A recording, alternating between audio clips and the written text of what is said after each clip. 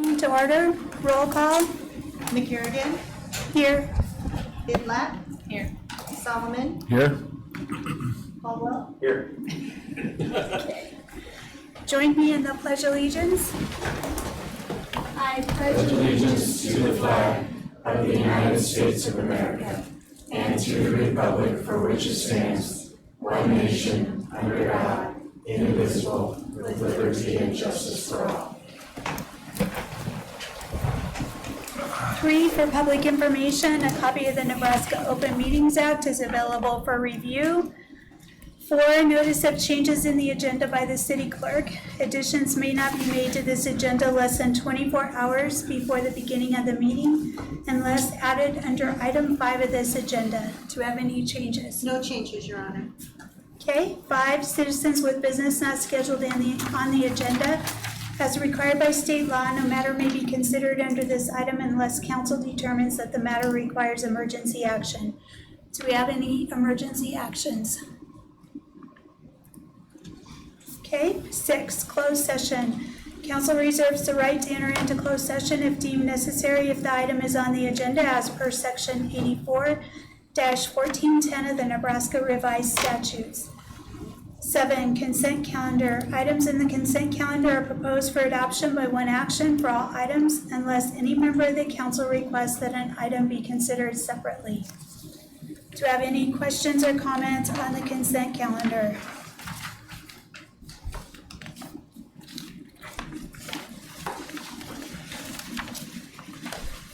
Do we have a motion to approve the consent calendar?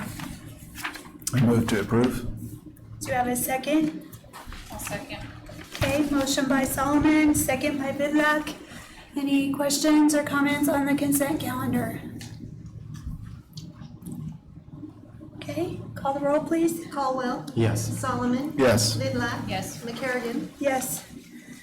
8, financial report. Council to receive the July 2024 financial report. Good evening, Mayor, Council. Link Kazire, Finance Director.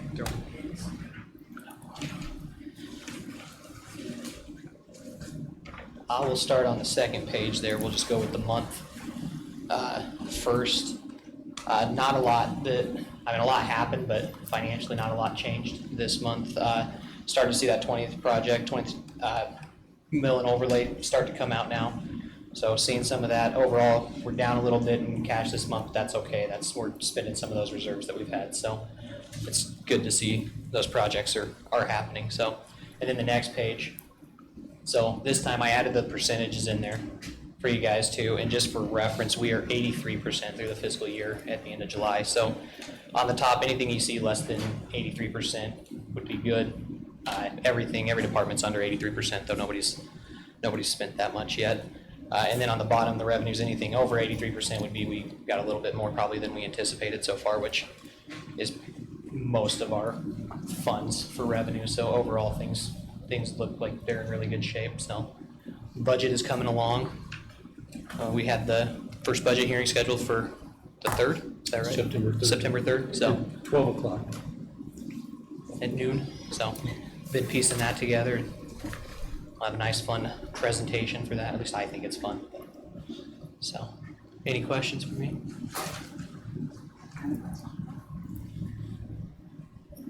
That's all I got. Any questions? Thank you. Thank you. Thanks, Steve. Do we have a motion to approve the financial report? I move to approve. Do we have a second? I'll second. Okay, motion by Colwell, second by Solomon. Any questions or comments? Call the roll, please. Solomon. Yes. Bidlack. Yes. McCarrigan. Yes. Caldwell. Yes. 9, petitions, communications, and public input. A, council to receive a presentation from Keep Scottsbluff Gearing Beautiful. Your Honor and Counsel, I asked Cassidy, the director, to be here and kind of give us an update on what they've been up to and what they have plans. Cassidy. Oh, well, thanks for having me. You're welcome. Good evening. My name is Cassidy Baum. I'm the Executive Director for Keep Scottsbluff Gearing Beautiful. So I provided a little information about kind of what we do and our programs and services. So I'll just kind of go over what each of those entail. And if anybody has any questions, let me know. Just a little history. We have been in the community since 1981. We used to be Scottsbluff-Gearing United Clean Communities Commission, I think. I'm not sure when the name changed, but I've been with the organization since 2015. And so a lot of these programs were already in place. Some of them we've put on the schedule annually so the community can anticipate them and know when we're going to be having these programs. So our first one is an Adopt a Spot program, and then we also partnered with WNCC about 3 years ago to offer a Monument Marathon cleanup program. So we pick up litter along the marathon route one time a year, usually within the 2 weeks before the marathon. Our Adopt a Spot program is different groups and organizations in the community adopt a set number of miles. We have a pathway cleanup, and they are asked to pick up litter 4 times a year, submit a report, and then we document all that. And through grants from Nebraska Department of Environment and Energy, we're able to pay those groups up to $75 per mile for what they're able to clean up throughout the year. Our other program started out with just a partnership with the city of Scottsbluff for the storm drain decal program. It's now with Tri-City Stormwater. Now this Terrytown and Gearing are also involved in the stormwater, storm drain markings. So we get the groups signed up and organize them to mark storm drains in the community, and this is a contract we have with Tri-City Stormwater. Each community puts in a set number of funds to this contract based on, I think they decided based on like the number of storm drains they had in each community, Scottsbluff having substantially more than anybody else.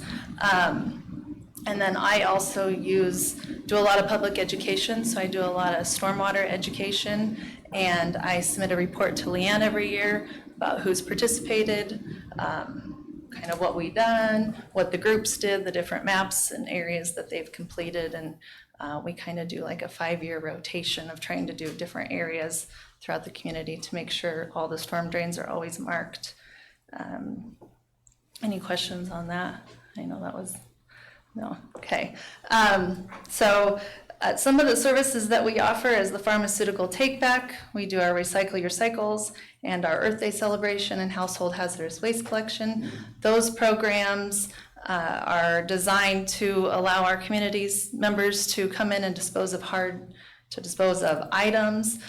With the pharmaceutical take back, we partner with the City of Scottsbluff and the City of Scottsbluff Police Department, who kind of oversees all of what we're doing at that event, and they are able to bring in their kiosks, the stuff that gets dropped off at the kiosks at the police departments, to this event, and we dispose of it through a contract with Clean Harbors. They come and they get rid of that. Our household hazardous waste collection is another one. There's no other way in our community for people to dispose of hazardous waste items. Oil is the only thing we can get rid of. Otherwise, any types of lawn and garden chemicals, all of that, this is their only option, is at our event once a year. So, any question? And these are stats from 2023. When is your next take back event you're gonna do? Our next one will be our pharmaceutical event. We do that one in the fall. Usually, we haven't set the date yet. It'll probably be October or November. Okay. And we always do the Earth Day. It used to be 2 separate events. We combined them a few years ago and it works great. And so that's always in April. In locations, pharmaceutical take back still at the... It's been at Uptown Mall the last few years because they were had vacant spaces. So we're now currently looking for A lot of activity. a new space, possibly. I am gonna contact them and see, but yeah, not really sure yet on where that event will take place. On your marathon, I was gonna check real quick, do you guys need volunteers this fall to clean up the route still? Yeah, we haven't started advertising for that yet, Okay. but yeah.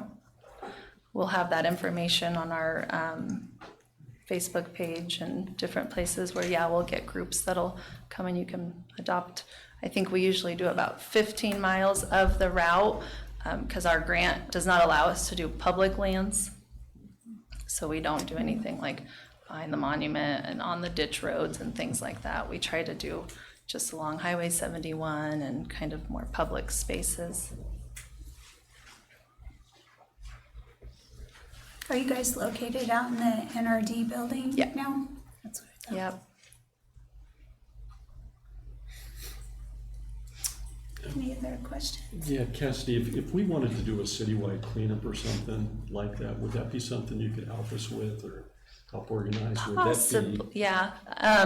Yeah, it would just depend on, I guess, kind of what you're looking for. I know we've helped with, what's it, Southeast Scottsbluff Yeah. cleanup. Yeah. They tried to reintroduce it here a few years ago, and I think it only happened one time. But yeah, we try to partner with, we do a lot with the schools, a lot with Scottsbluff After School Program and cleaning up the school grounds Okay. and stuff, yep. Okay, All right. Thank you. well, thanks for having me. Yep, thank you. Thank you. All right, B, council to receive a presentation on the Scottsbluff County Trend Study and a short NPPD overview. Good evening. Hello.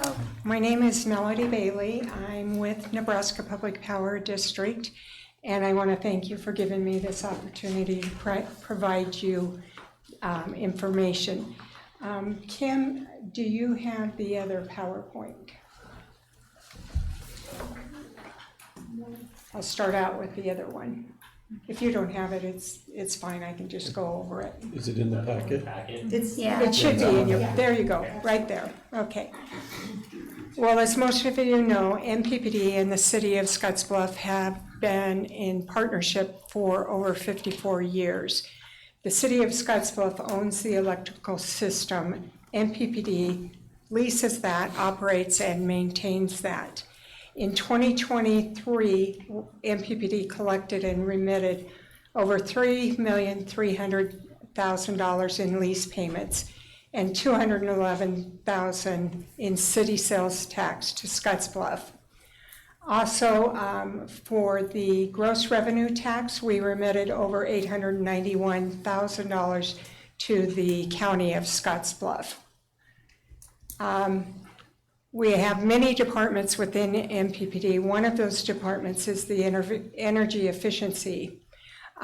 We provide energy incentives that are on our website, and those incentives include HVAC systems and LEDs, light changes. I encourage you all to go out there and look at the incentives available because they are available to everyone who is an NPPD customer.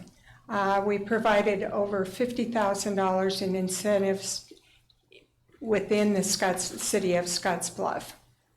We're working with local telecommunications and fiber providers to enhance the connectivity in communities and rural areas.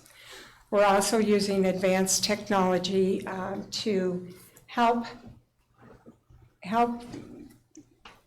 control costs, such as LED lighting, that we replaced all the LED street lights within the city, and also we have advanced metering information. This helps us save truck rolls, reduces our costs.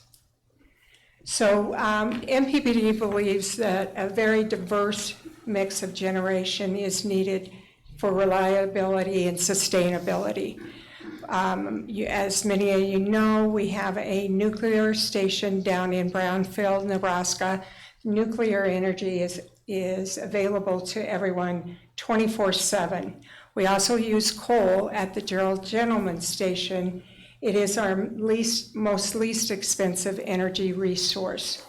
We also use gas, and we use renewables such as wind, solar, and water when they're available. MPPD has an overall goal that has been board approved.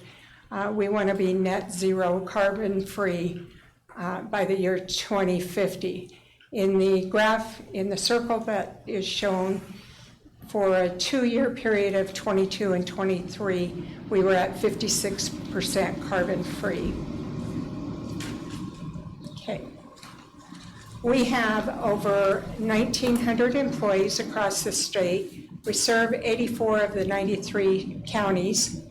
We have 80 retail communities, such as the city of Scottsbluff, that's soon to be 81, as the village of Lodgepole is going to be added to our mix. So we're pretty proud of that. We also are affordable. We have one of the lowest rates in the United States. United States average is 15.04 per kilowatt hour. The state of Nebraska has an average of 10.79, and for residential customers of Nebraska Public Power, it's at 10.25. Many of you might have already downloaded our mobile app, MPPD On The Go. I encourage you to download that app. It's a very good instrument. You can look up your energy consumption, you can pay your bill through it, you can set up automatic payments, and also you can receive notifications on outages. This is very, very helpful if, say for instance, you're at your job and your home has an outage. You'll get a notification letting you know that your home is experiencing an outage, and it'll give an estimated restoration time. In 2024, we had the 11th consecutive year of a net zero rate increase. Very, very proud of that. We are requesting from our board a 2% increase due to inflation and rising costs. We're just at a period of time that we do need to complete an increase. They will vote on it, and if they approve, it'll be effective January 1st of 2025. So with that, we can switch to the trend study.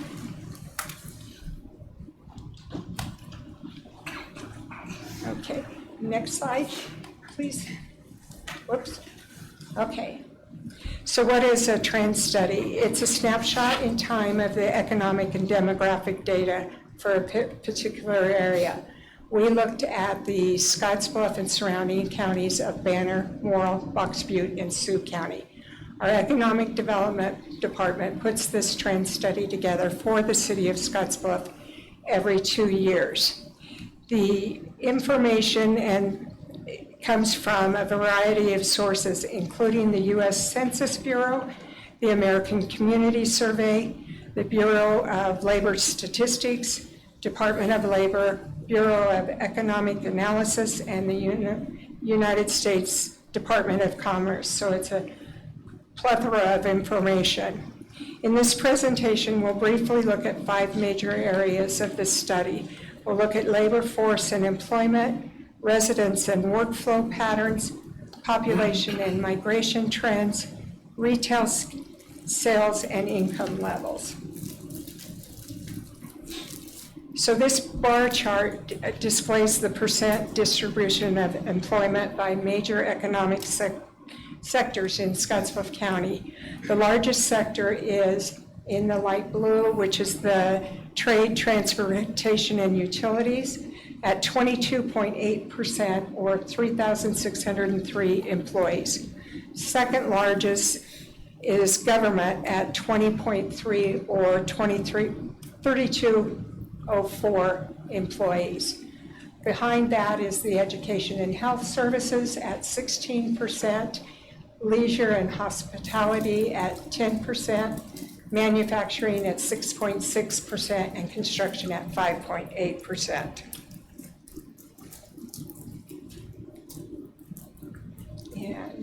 Okay. The next series of bar charts displays the distribution of non-farm wage and salary employment in Scottsbluff County compared to the non-metro and metropolitan distributions. Keep in mind the non-metro Nebraska is defined as Nebraska minus the 7 Lincoln and Omaha surrounding counties. When comparing the Scottsbluff County employment sectors to non-metro Nebraska, the largest deviation occurs in the manufacturing sector, which makes up 6.6 of the Scottsbluff County workforce, or 1,048 employees. This compares to 14.7 for the non-metro Nebraska. And then comparing Scottsbluff County to the overall metro distribution, the largest deviation is found in the government sector, 20.3% for Scottsbluff County versus 13.8% metro. Next slide. Okay, this chart compares total non-farm wage and salary employment growth in Scottsbluff County with metro, non-metro, and Nebraska as a whole. Scottsbluff County's non-farm employment growth, which is the blue line with the diamonds, decreased 7.3%, or 1,241 jobs from the 10-year time period of 2012 through 22, compared to a 6.8% increase for Nebraska, an 8% increase for the metro, and 17% for the non-metro. Non-farm employment is essential to rural areas for a number of reasons, including the second income so farmers can stay on the farm. Next slide. Okay. This chart looks at the manufacturing employment for the study area. Overall, Scottsbluff County experienced a 3.6 increase in manufacturing employment since 2012, or 36 jobs. This compares to a 14.9% in employment in the non-metro and 10.5% for metro Nebraska, and an 8.7% increase for Nebraska as a whole over the same period. Okay, and this table is included in page 5 of your study, looks at the labor force information for Scottsbluff County. This data is based on the residence of the labor force participant, regardless of where they work. This chart shows Scottsbluff County experienced a 5.9 decrease, or 1,136 people, which is the number of people available to work when looking at the 10-year time frame. Unemployment decreased 45.7%, or 400 people, between the 10 years. The Scottsbluff County unemployment rate was 2.6% in 2022. Above us was Metro Nebraska at 2%, and Nebraska as a whole at 2.2%. So we're doing pretty good. And non-metro Nebraska at 2.3%. People are not classified as unemployed if they stop looking, give up, or quit their second job. Total employment, those actually working, decreased when looking at the 10-year time period by 4%, or 736 people. Next slide. This next section looks at resident and workflow patterns for Scottsbluff County study areas. This is in pages 6 through 14 in your study. And additionally, I'd just like to mention your study has a lot more detail than what I'm providing you tonight. I'm just giving you an overview. So the data for these slides come from the U.S. Census Bureau's Longitudinal Employer Household Dynamics, say that 3 times, otherwise known as the LEHD program. The most current data is available is 2021. So why do we care about resident and workflow patterns? Well, they can give us an insight to potential opportunities for our area.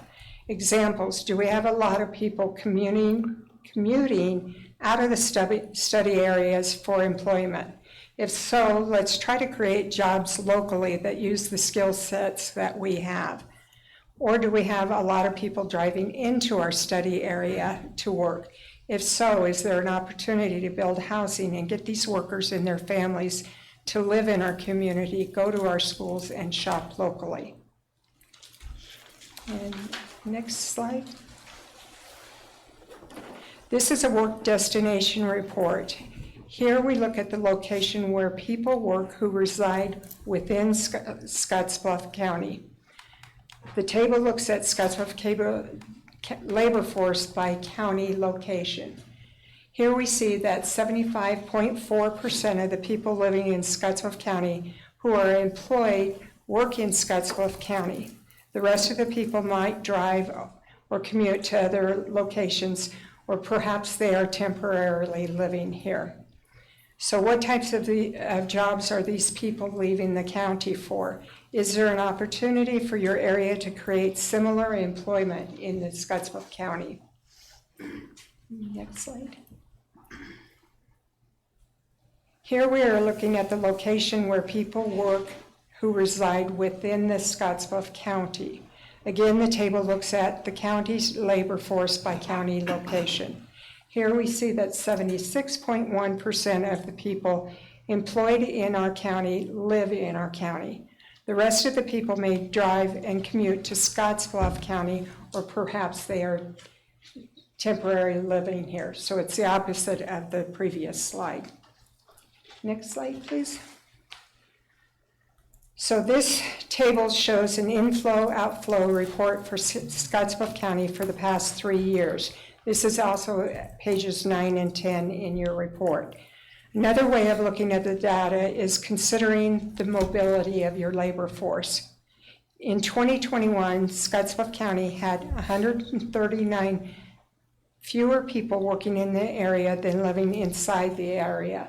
That is your net outflow. Looking at the middle section, 75.4 of those living in our county work in our county. 24.6 of our labor force lives in Scottsbluff and works outside the county. And looking at the bottom section, 76.1 of those employed in our county also live in our county. 23.9 of those employed in the county live outside the county. So why are these people flowing in and out of Scottsbluff County to live and work? What opportunities does this open for Scottsbluff County?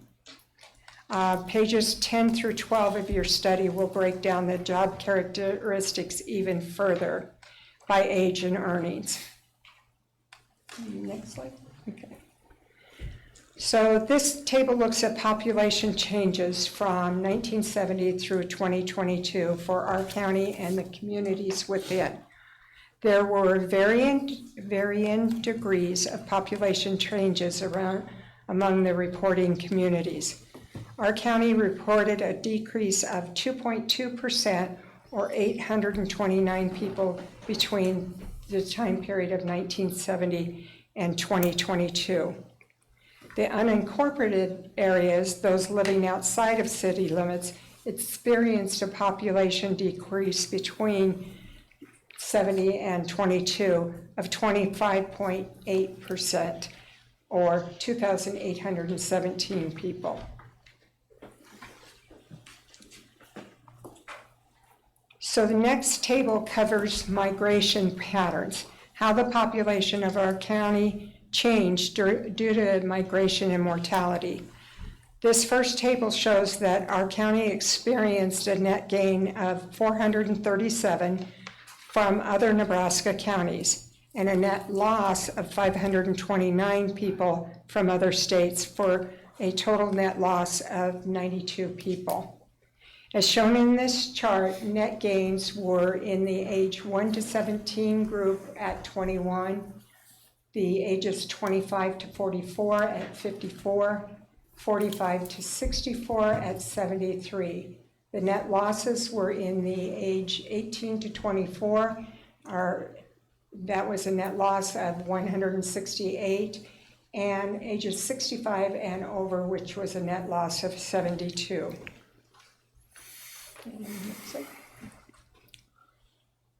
This table shows the net gains and losses by educational attainment for persons that are 25 and over.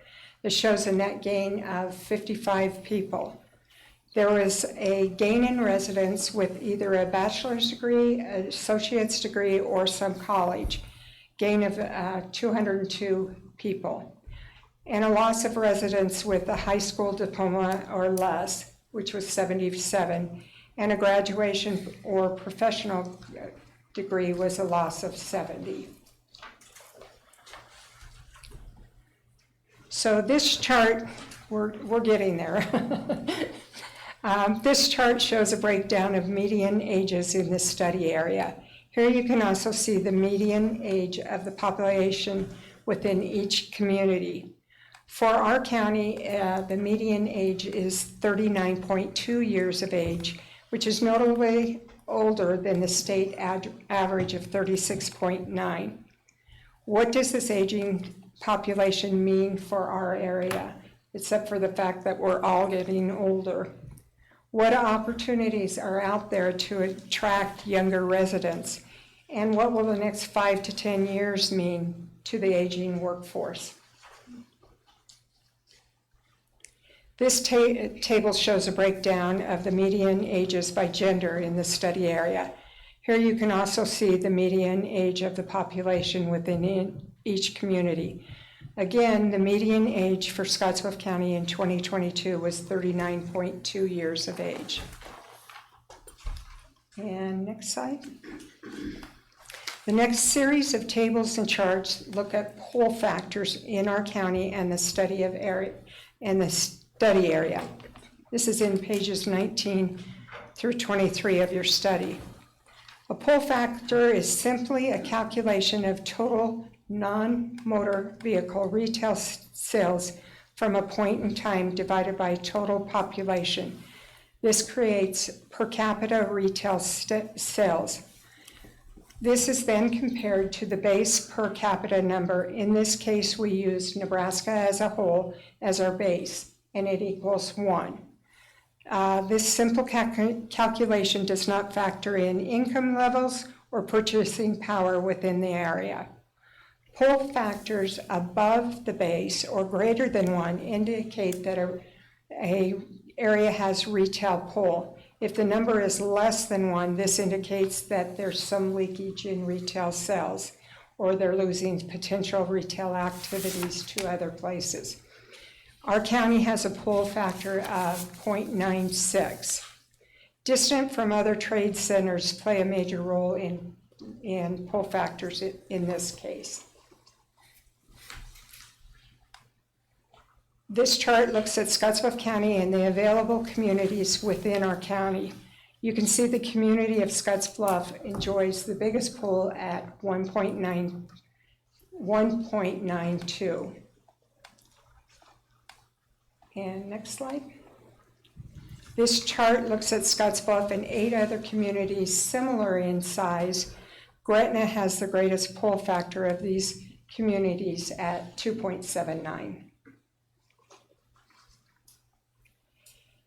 This final retail sales chart shows a historic perspective of pull factors from 1990 to 2022.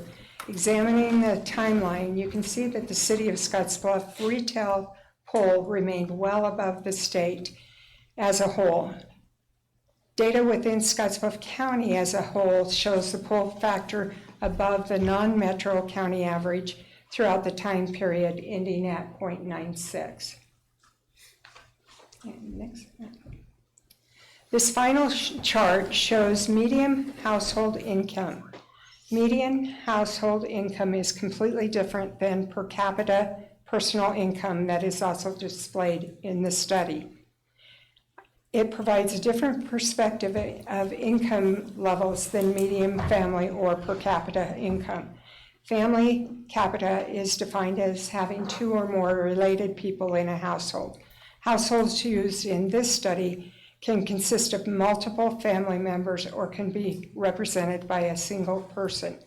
The city of Scottsbluff's median household income was estimated to be $55,744 in the time period between 2018 and 22, which is a 5-year estimate, compared to $60,137 for Scottsbluff County and $71,722 for Nebraska as a whole.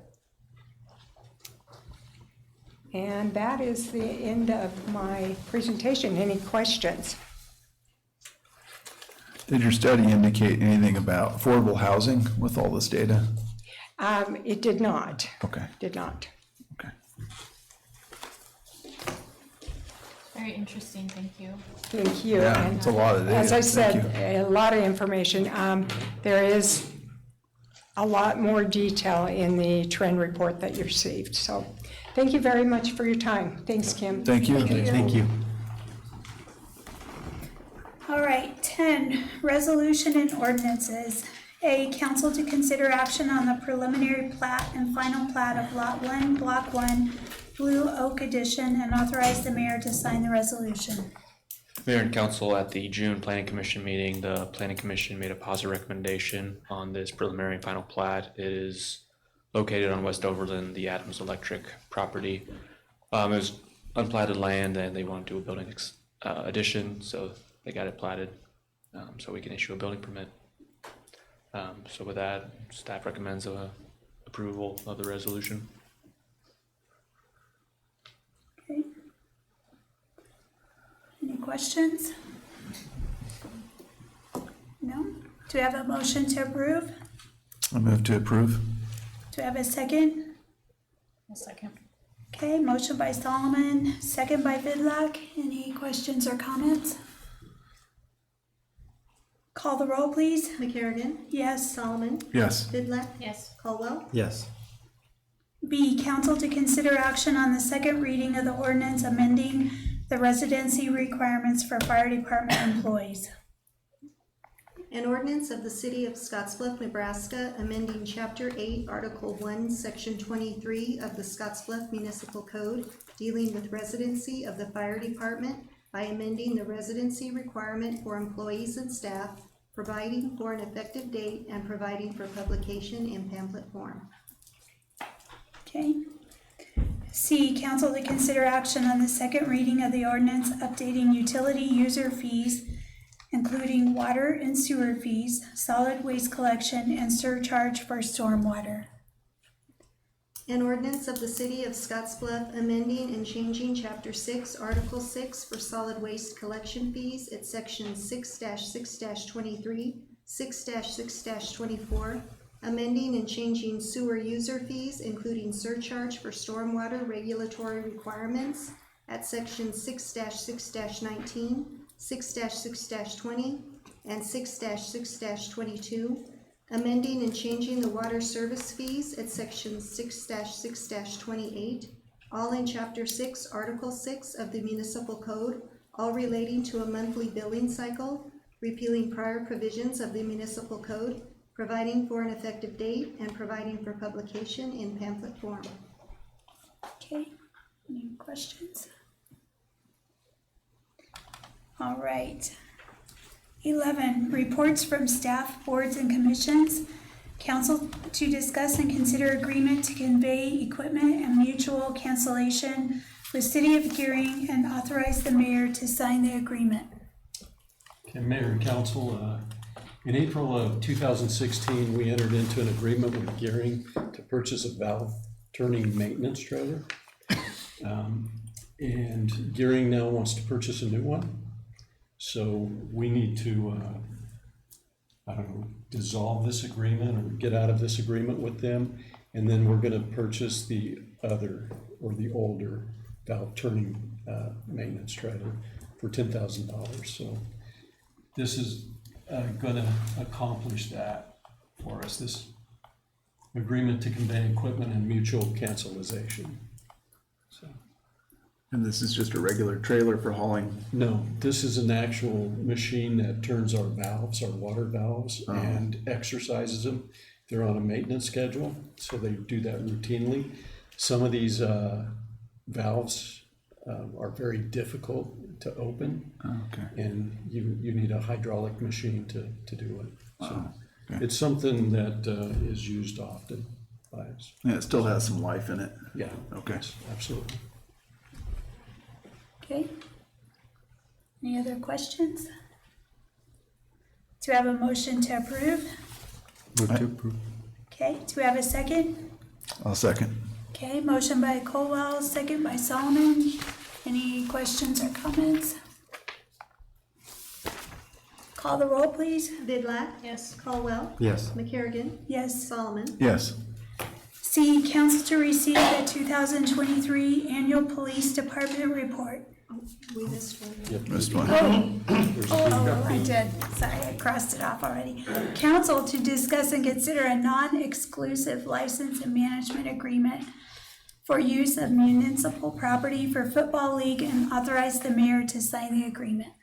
The Mayor and Council, this is a flag football league. Matt Carpenter, our Parks Director, is kind of trying to reinvent this and have these type of activities. So you'll notice the fee is not very much, but it really is an effort to reinstitute some of these programs. We used to have a flag football league. It's probably been 4 or 5 years ago. And so this is an effort to have one again out at Lacey Park.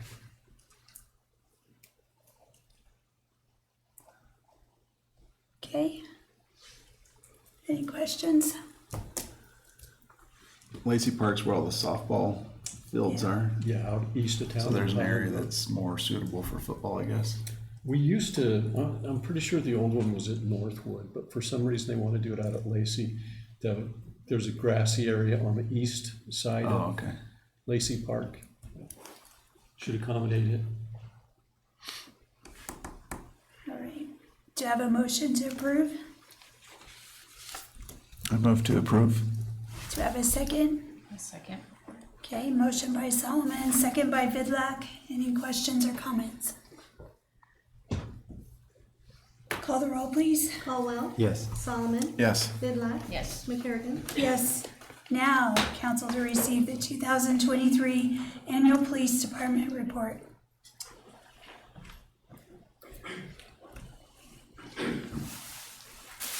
Good evening. For those of you who don't know me, my name is Lance Kite. I serve as the operations captain, the uniform side of the police department. And I've worked for the police department for just over 25 years now. I'm Krista Brass. I'm the support services captain as of January of this year. I've been in law enforcement for 16 years and at Scottsville PD for 11. We'll go over obviously the report for the year. That first picture, if you go back up to that picture, that was what do they call that? Trunk or treat from last year. And Officer Munoz and Corporal Ropan came in and did that for the kids. It was a huge success. Kids loved it. And the officers did all the decorating themselves and cut out the styrofoam. So it's a pretty cool picture. Go ahead and go. You can go down to this fifth slide. I think this is kind of an interesting graphic on the department and our experience. As you can see, our average age is almost 40 years old. 13 years of experience for the average officer. Average years of police experience for command officers is 30. Sergeants are 18. Corporals are at almost 6. The detectives are at 35. And the patrol officers are 8.5. Go ahead, next slide, please. Just a visual representation of the structure of the police department. You can see me off to the left. I supervise the patrol side of things, the patrol sergeants, the corporals, and Krista. Obviously, the support side, the school resource officers, the crossing guards, records, the compliance officer. So just shows what all we're doing. Next slide. Revenues. So the majority of the revenues come from the service agreement with the city of Terrytown. That's for providing police service to them. I think everything else on the left side, minus the car auctions, is all grants. So the officers sign up and work the grants, and then we get reimbursed for that overtime. The other side of it is mostly records fees. That's where that comes from. But again, the majority is from that Terrytown contract. Who handles all your grant writing?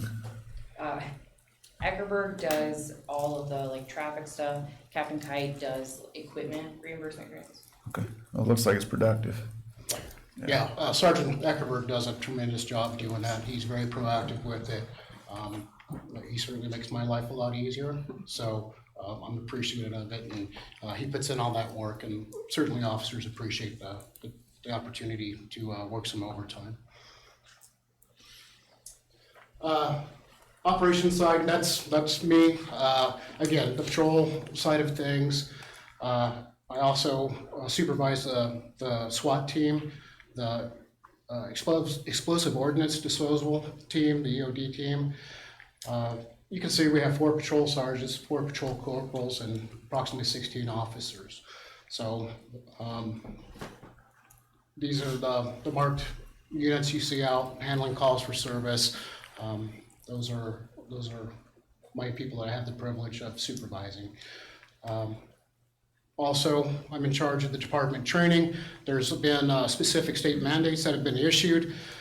So all these officers have to get a minimum of 32 hours of training each year in specific topics, such as, anti-bias is a specific one through the state for a specific amount of time, which is 2 hours. Sergeant Eckerberg teaches that course and does a fantastic job with it. So it's my responsibility to make sure that all the officers are fully compliant with the state, and I fill out the report and report that to the state. And then support services, as he mentioned before, I have kind of an interesting group of people. I have the detectives, and then the school resource officers and the college resource officer. And then I have a lot of civilian personnel as well. So I have the records techs, the compliance officer, the crossing guards. And so it's a kind of an interesting combination of people. Technology, that is my thing, I guess. We've definitely come a long way in using those tools to aid our investigations and just to help us keep the community a safer place. A lot of these things that are mentioned up here were started like prior to my promotion. So Captain Kite had a hand in a lot of that with the e-citations and the automated license plate recognition. So those were all started, I think, in 2022. A lot of work went into those in 2023. And then now we're at a point where e-citations are fully in effect for patrol. We have one final piece until that is truly complete, and that is getting our city prosecutor set up with their portal so that their staff can actually do the e-filing. Right now, our records techs are doing that for them, and that'll be the kind of final piece in that. We did learn with the power outage a couple months ago that we do have to have a fail-safe, and so we figured that out now. There is a way to return to paper if needed, and then you can input them into the e-filing later. And then the LPRs, there's a slide that gets into more detail about that. But again, that program started in 2022 and is now completely rolled out. So is the e-citations primarily to help with bookkeeping? It's faster that way. E-citations are electronic citations. So instead of the officer coming up and giving you that carbon copy like we used to, everything's electronic. It makes things, once you get some reps into it, makes things very much quicker because they're doing a lot of scanning. So that traffic stop time is shortened, and it does move quite a bit. And I know you get a ton of stats easily through. It's a lot easier to sort through things that way, and then it helps our records techs a lot too, because before they would have to take a paper citation and input it into our system and then scan it and put a copy in there. And then they would have to get it to the appropriate attorney. They would have to file it through the courts, and now it's mere button clicks. And it's, there have been some growing pains in making that adjustment, but I think now everyone is much more efficient than they were. Okay.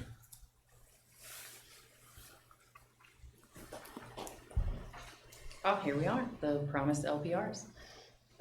So right now we have 6 stationary LPRs, and you can see on the map where they're located. I think technically the 6th one rolled out in 2024. but the majority of that work was done in 2023. So our department is using them. We're trying to get dispatch on board to help with some of it. Basically, it's linked up with CJIS and CIC, so if there's like a, homicide suspect from another state that's entered into that system, it's gonna pop up here. We're gonna get notice of it, and then we can take enforcement action on it. We have nationwide coverage, so we can network share with every other state in the United States. And then I would say the most notable one we've seen so far, I will say within the first 10 to 14 days of rolling out Flock, we had 4 stolen vehicles that the cases were resolved, so quickly. So the most notable one, I think, there was an ATM jackpotting incident.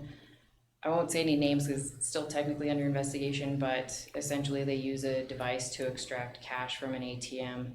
And so between Scottsbluff and Gearing, they got over $60,000. Wow. One of our patrol officers was able to contact the banks pretty quickly. They got some video footage and just barely got a plate, but it was a good plate.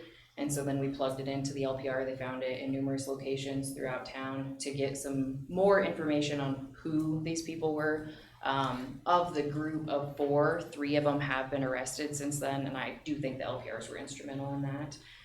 They're not only available for law enforcement, there's also a private sector that's able to use them. They're really pushing for schools and hospitals. A lot of times hospitals, can't share information. There's the HIPAA element and whatnot, but they can utilize it for some protections for themselves. But then if something does happen, if someone, drops off a victim with a gunshot wound at the ER, they can do their own pull, get us the plate, and then it aids us in the investigation that way. So when you get the information from the system, does it just notify you, or does it go to the sheriff's department and other agencies? So the sheriff's office does not have Flock. They're using Motorola for their LPRs, and they don't integrate. Okay. And so, but by including dispatch, our goal is that dispatch is going to get the alerts in real time. So if that means that a deputy is in the proximity of whatever is hitting, it's not only going to be if you drive into Scottsbluff, so the other agencies would be able to respond as well. Okay, thank you. It's pretty interesting on the technology side. The biggest thing I thought was cool was, let's say you're looking for a light blue Dodge pickup with a white toolbox in the back, and it has some sort of sticker in the back window.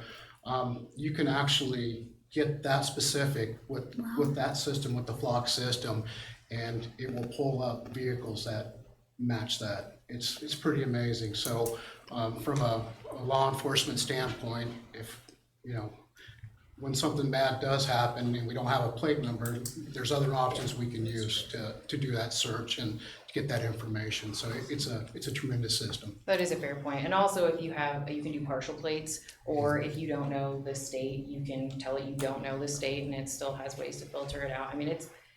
It's been pretty incredible so far, and we're pretty early on. Is that what was? Day or night? Oh, some of the night reads are really beautiful. Are they? Yeah. Is that what was used for the individual from North Carolina or something? Wasn't there a murder suspect or something? That was Sergeant Enlow's Eagle Eyes. Oh. We did run it. It didn't hit. Oh, well, they removed their front plate before they got to town, because we were thinking, we knew where they ended up. How did they not drive past one? Well, they did, but they just took one of their plates off. But they did hit in North Platte. They did hit in coming North off the Platte. interstate. Yep. So it's like I said, you can really get into, you can do filter just on temporary tags. Yeah. That's crazy. A particular state. Very, very interesting technology. And as far as other agencies go, NSP has made a map of the state. And so it has every LPR and then which agency owns it, what platform it's on. And so that's kind of helped too, where the network sharing isn't quite where we want it to be, but at least people could figure out who owns which camera and who they need to contact for more information. Wow. Pretty crazy. Is Flock probably one of the best technologies out there right now? We think it is. Yeah. And yeah. just for future reference. Flock partners with Axon. And I think that is gonna be important in our future. Because that's your body cameras and everything. No, we have WatchGuard, we have Motorola. We're not that impressed with Motorola right now. So we'll probably, once our WatchGuard server has reached its end of life, we'll consider options then. And Axon is a very good system, so.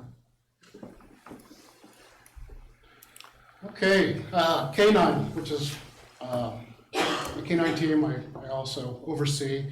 You have Tyler Weber, and of course, the superstar that everybody likes is Duke. You guys might have saw him out at National Night Out if we went out. Tyler Weber, Officer Weber does an outstanding job. Duke does an outstanding job. I couldn't be happier with them. I think last year you heard that we purchased Duke from Grand Island PD. So, and I haven't had an issue or regret about it since then. So, tremendous team. Next slide. Last year they did 20 narcotic deployments, 3 patrol deployments. Obviously the narcotics would be like a vehicle search or something like that for looking specifically for drugs. The patrol deployments would be maybe they were tracking somebody or they were clearing a building and they'd send Duke in to assist in that. They had a single evidence recovery deployment, obviously a single tracking deployment, 1 school sniff. Obviously they locate drugs, marijuana, methamphetamines, and Officer Weber and Duke get 16 hours of training per month. And that's tough to do when you have calls for service, but we get it done. Supervisors let him train. He also trains with the other county K9 teams as well. So they all work together and keep up on their training. So fantastic team, very happy with them.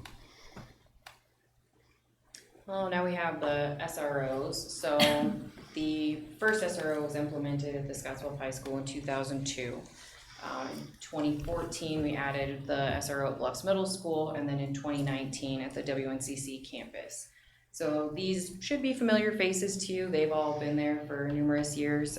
The end of this school year, Officer Modak handed the torch to another SRO, so you'll see a new face for next year. The internship program, we had 1 intern last year, and that's Lily Scott. That's one of her senior pictures there. What I strive to do is give the interns a good all-around experience. So they're up working with civilian staff, doing that data entry to see how that works. They'll go over to the administration side with Captain Brass and I. We'll send them over to investigations for a week or 2 where they can experience that. And then what they all like, all the students like, is patrol, right? They just think it's great. And even when they're done with their internship, we still have our interns come back and do ride-alongs. So a very successful program. Okay, so there's a 3-year comparison for Scottsbluff PD's calls for service. There was a little bit of a dip in 2022, so we went from 18,670, it dropped down about by 100, and then it shot up to 20,255 last year. There's a comparison on the right that shows Scottsbluff PD in the red versus the Scottsbluff County Sheriff's Office in green and Gearing PD in yellow. What do you think the increase was between the? Yeah, I'm not sure. I feel like we had a decrease just after COVID or during COVID. I think the way that people reported calls, the way that we responded to calls during that time, and I think that we're just kind of trending back to like a little more normal. And you have those aggressive officers that are out there, proactive patrol. They're looking for those offenses, and so you get a good team put together with aggressive officers. They're out there getting those DUIs. They're out there locating those narcotics and taking enforcement action. So, but I think COVID had a lot to do with it.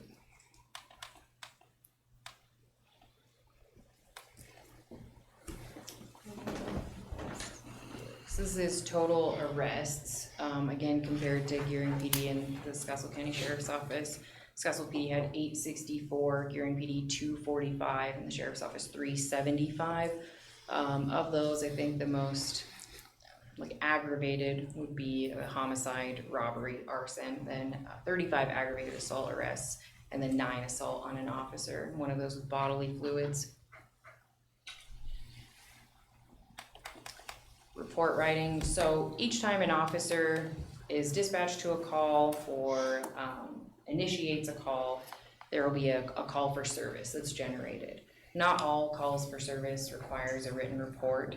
If it's there's a dog running loose or something like that, they would probably just make a call for service, make a note of the dog's description, if they figure out where it came from. Just pretty brief. We have criteria for when they have to do written reports, so anything with a criminal element to it. Sometimes it's just an FYI, but anything that's going to be, an assault, a theft, a DUI, all require written reports. And so of those 20,000 and some calls, then there's over 4,000 of them resulted in written reports. And then again, the comparison with other agencies, you have the Sheriff's Office with 1,500 and Gearing PD with 1,308. Narcotics. The police department participates with WING, which is the Panhandle Anti-Drug Task Force, which is 13 counties in the Panhandle. So a huge area that they're responsible for. So for last year, you can see 78 ounces or just over 4.5 pounds, almost 5 pounds of meth were seized, 10 grams of cocaine, just under 3,300 pills with fentanyl, 421 grams of marijuana, and almost 1,500 dosage of all other drugs that we could find out there. So plenty of work to do there. Next slide.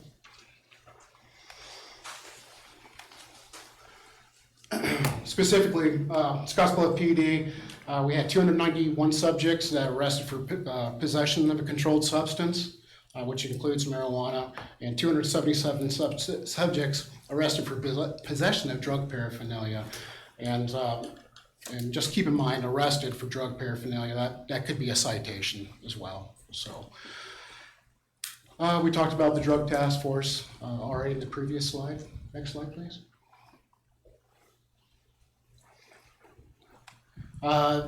Last year for DUIs, we had 57 subjects that were arrested or cited for DUI. 8 of those 57 were cited or charged with refusal of a test. 33 subjects were arrested for MIP. We had 29 open container violations and 154 liquor license checks conducted within last year. We had 15 compliance failures. So something that we certainly want to see at 0. Next slide. Code enforcement and animal control. So there's some code enforcement that's done by individuals here at City Hall, and then the animal control officer also does some of them at the police department. There were 413 code compliance calls, 174 letters of abatement, and I feel like the majority of situations are resolved pretty well by just sending those letters. Like most people, it encourages them to address the issue and they don't really want to deal with it further, I think. 27 of them were for snow and ice removal, and then 140 nuisance warnings issued. And then animal control, 568 complaints, 42 of them being animal bites, 10 citations for leash law, 15 warnings, and 1 citation for a kennel license, 1 warning. That's one that usually I feel like people are pretty quick to comply with the letter instead of taking it further to the point of a citation. 2 animal cruelty warnings, and then 2 citations for no rabies. Human trafficking task force, I think the 2 most notable things are the Attorney General's office rolled out a statewide training initiative that was really well attended. They had one at the Civic Center. We had 10 people from our department there, And that was an assortment of detectives, patrol officers, patrol sergeants, school resource officers. And so our goal is just for everyone to be more informed, know more so what to look for and how we can help these people. They did establish a hotline, which I think is pretty neat. People could call into just their local dispatch and report these things as well, but the actual hotline, it's people who are specifically like trained in the human trafficking. And so I feel like that's just an incredible resource to have, because then not only are they obtaining probably more information that law enforcement is gonna need, but they can better plug in the resources that that victim's gonna need as well.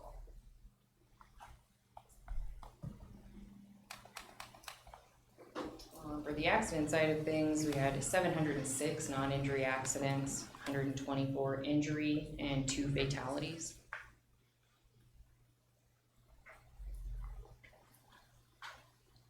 What's that? So traffic. Traffic enforcement, sorry. 140 citations or arrests for DUS, stop sign violations, 47 citations with 30 warnings. Speeding, you can see at 153 with almost 340 warnings. Failure to yield, 35, falling too closely, 36, and negligent or reckless driving at 24. This is just a graphic of the accidents over the past few years since 2021. Again, I would think that the dip was probably largely due to COVID at that time, and just a very slight increase from 22 to 23. So 22 and 23 are more typical of what you've seen in the past? Yeah. Okay. I think part of it was like pretty minimal accidents, like maybe parking lots went unreported during that time, and now people are back into the normalcy reporting those. Okay, so the division of crimes, you in large part of property and persons. You can see the majority of our property crimes comes from thefts, 736 of those. As far as crimes against a person, assaults, 246. That does include domestics.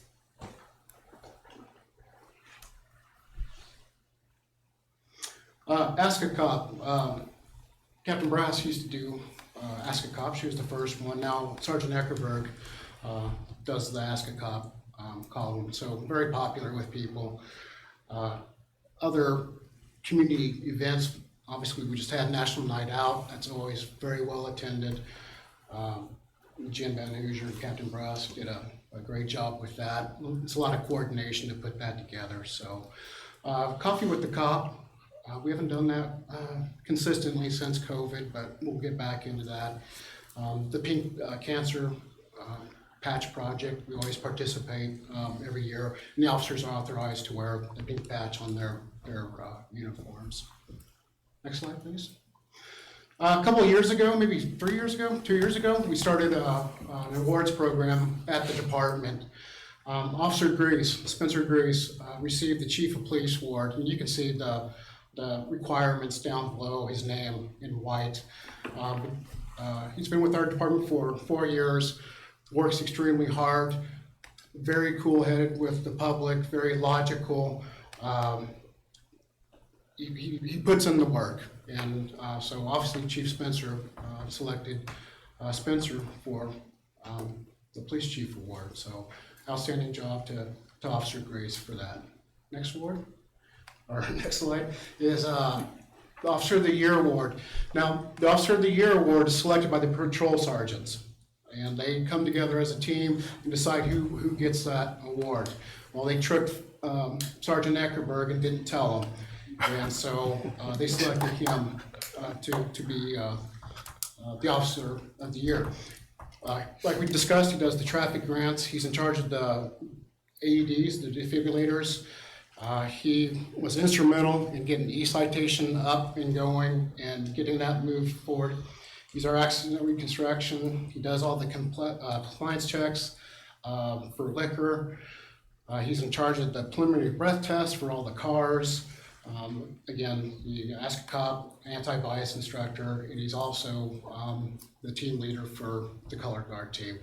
So this was at the end of a Police Week ceremony that we have every year, and obviously Sergeant Eckerberg is in his honor guard, or color guard uniform. So outstanding job by Sergeant Eckerberg. He does a ton of work.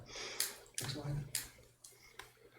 And this was from our ceremony, which May 15th has been designated as Peace Officers Memorial Day. And we have the ceremony at Public Safety Building this year. Those are photos from that event. Any questions for us? No? Okay. It's very All right, interesting. Thank you. Thanks a lot. Thank you.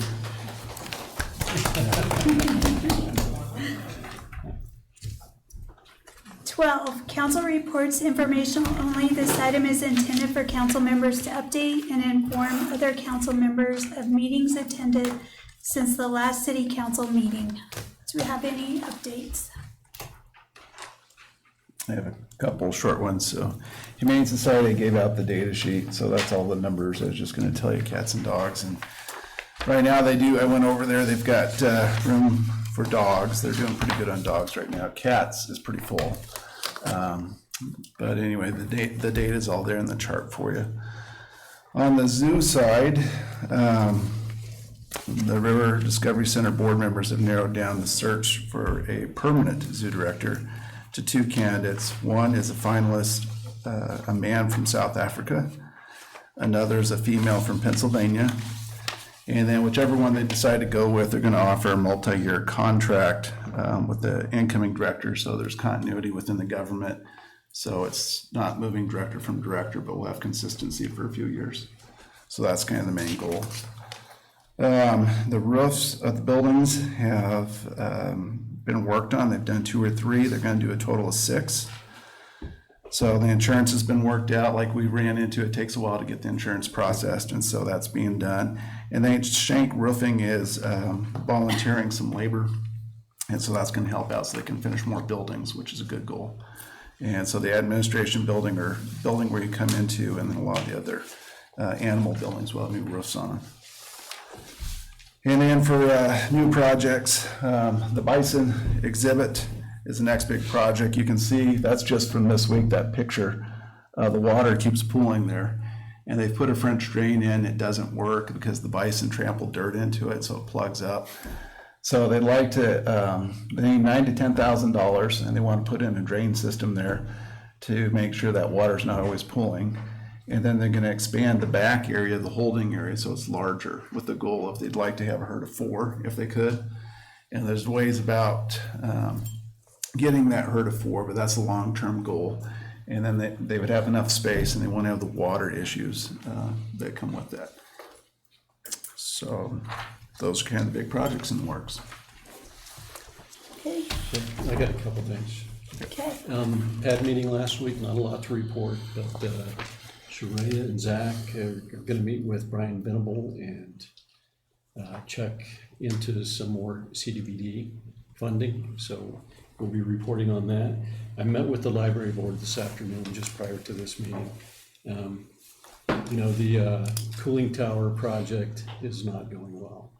It's not. We spent a lot of money on that cooling tower. The cooling tower seems to be, it's not working, but it will work.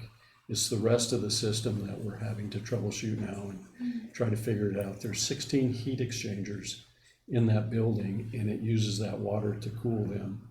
And that's, and they have refrigerant in them too, but that's how they blow the cold air. And some of the systems plugged, and then some of it, we just haven't troubleshot it yet. So we did a walkthrough last Tuesday with mechanical engineers and the contractor who installed a cooling tower. I think they're going to be, I think Johnson Controls will be back on site tomorrow. So, you know, it's going to get up around 100 again. It's not comfortable in that building. So I really think at some point that we need to recognize staff over there for what they've put up with. They've really hung in there. I haven't heard a lot of complaints from them. I think everybody really wants that system up and running and fixed. The library board wants to make sure that we're maintaining the equipment once we do get it fixed, and that's already in the works. We'll have whatever recommended maintenance is necessary. We'll make sure that that's getting done. And we've already talked to the engineers about that, whether that be seasonal, when the boilers turn on, or seasonal when the air conditioning turns on. So, but we'll make sure that the equipment is maintained. I should add, it's a very complicated system too. There's not a lot of expertise in that type of system, so it's not easy to get people to work on it. And then the other thing that they had asked would be a public comment, and we can do that. You know, I don't think we've ever considered a public comment yet, because we've just always thought that this thing was gonna be running and working, like, for a while, I thought in a few days. And then it's a week, and then it's another week, and so we just never thought to do a public comment, but we should have, and we will. We'll get something out to the public and let them know what's going on with the system, so. So since it's brand new, is this all under warranty for the repairs and upkeep right now? The only thing that's brand new is the cooling tower. Just the cooling and tower. that sits on the outside Okay. of the building on the roof. The rest of it's inside, and I've already talked to Richard about just starting to routinely place those heat pumps. We know now that one of them is bad and it'll have to be replaced. But we'll either start replacing 2 or 3 a year, whatever we can budget, and whatever the experts think we should do to get these replaced. So yeah, it's gonna be a deal. So this has fought us for 3 or 4 years, so. Is Johnson Controls here, local, or? Cheyenne, yeah. Johnson Controls is a big international company. Okay. Yeah. You know, and we had a local company that tried to troubleshoot this a lot over the past 3, 4, 5 years. And they really worked hard to try to keep this thing running, but I just think it's so complicated, it's just hard to maintain. And if you walk down there, you'd looked at all the pipes and the valves and the heat exchangers and the boilers, and you need an engineering degree to know what's going on. So, but I will assure you that we're working hard on it. I'm pushing as hard as I think is practical. So main thing is just get it done as soon as we can, So it's affecting air conditioning now. Are we okay for heat for the winter? We should be okay with heat, but Okay. I wouldn't bet a lot of money on that. But they started troubleshooting today, each heat exchanger, and they stopped because I think it was because they found something plugged and the water's not circulating through the heat exchangers, through the loop. So they stopped troubleshooting all of those to address the material that's in the pipes. Okay. So. Whew. Thanks. Yeah. Thank you. Anyone else? Do you have a motion to adjourn? Move to adjourn. Do you have a second? I'll second. Okay, motion by Colwell, second by Bidlack. Call the roll, please. Vidlac. Yes. Caldwell. Yes. McCarrigan. Yes. Solomon. Yes.